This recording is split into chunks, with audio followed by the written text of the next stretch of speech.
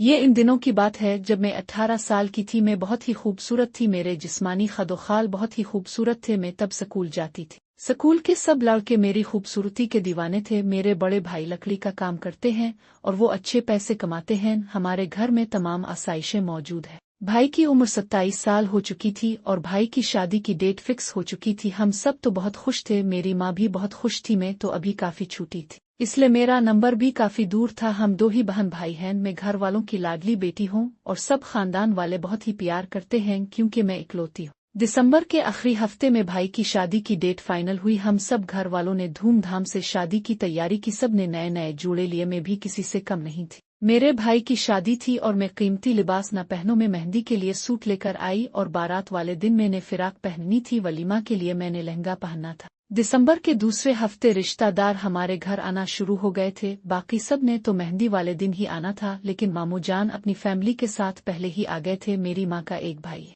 वो दुबई में रहते हैं। वो 7 साल पहले पाकिस्तान से चले गए थे। मेरी माँ उन्हें देखकर बहुत खुश थी, और खुश भी क्यों ना हो, वो 7 साल बाद अपने भाई से मिल रही थी। मामू जान की कोई औलाद नहीं थी, इसलिए मुझे वो अपनी बेटी समझते थे और मुझसे बहुत प्यार करते थे। मैं बचपन से ही मामू की लाडली रही हूँ। मुझे बचपन में चॉकलेट बहुत पसंद थे और मामू मेरे लिए चॉकलेट लेकर आते। जब मैं स्कूल से वापस आई तो मामा ने बताया कि तुम्हारे मामू आए हैं।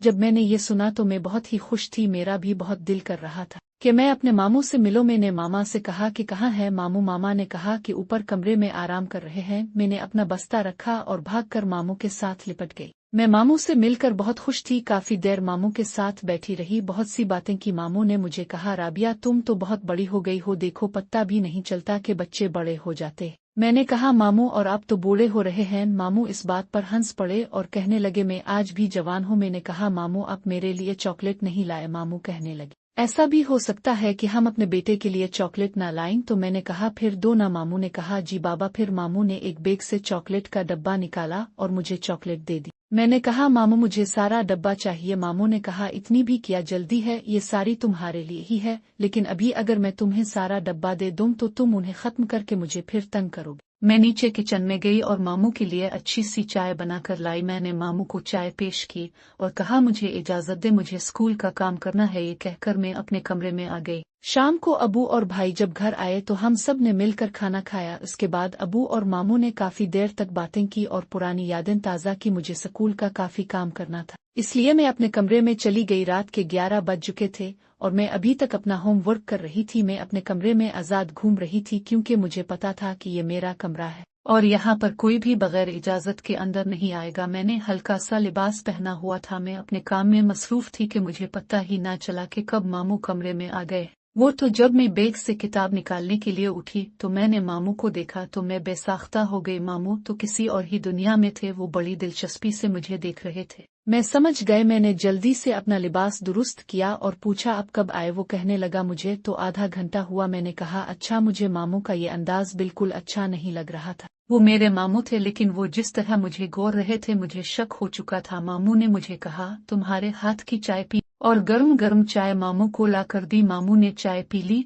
और मेरी तारीफ करते हुए कहा तुम्हारे हाथ की चाय पीकर तो मुझे बहुत सुकून मिला, और जाते हुए मुझे एक चॉकलेट दी। अब मामू ने अपनी हरकतों को जारी रखा और आहिस्ता आहिस्ता मेरे करीब होते गए। एक दिन मामू ने मुझसे पूछ लिया शादी का क्या इरादा है। मैंने कहा कि पढ़ लिख कर अपने पांव पर खड़ी हो जाओ, शादी भी कर लूंगी। मामू ने कहा अगर कोई लड़का पसंद हो तो मुझे बता देना, मैं तुम्हारी माँ से बात कर लूंगा। मैंने कहा नहीं नहीं, ऐसी कोई बात नहीं। मामू ने मेरी शोल्डर पर हाथ रखते हुए कहा बेटा मैं भी इस उम्र से गुजरा हूँ, इस उम्र में तो वैसे भी दोस्त बन जाते हैं, इसलिए तुम मुझसे कोई भी बात शेयर कर सकती हो। एक रात घर वाले शॉपिंग के लिए गए हुए थे। मैं और मामू घर पर अकेले थे और घर वालों को वापसी में सुबह हो जानी थी क्योंकि वो दूसरे शहर गए थे। मैं रोजाना की तरह स्कूल का काम करने लगी। मुझे याद आया कि मैंने अपने मामू से चॉकलेट तो ली ही नहीं। मैं मामू के कमरे में गई और कहा मामू अपने मुझे आज चॉकलेट नहीं दी। मामू किसी से फोन पर बात कर रहे थे, उन्हें समझ नहीं आई मैं क्या बोल रही थी। मैंने 2-3 बार कहा लेकिन मामू ने नहीं सुना। मैंने चौथी मर्तबा कहा तो मामू ने गुस्से से कहा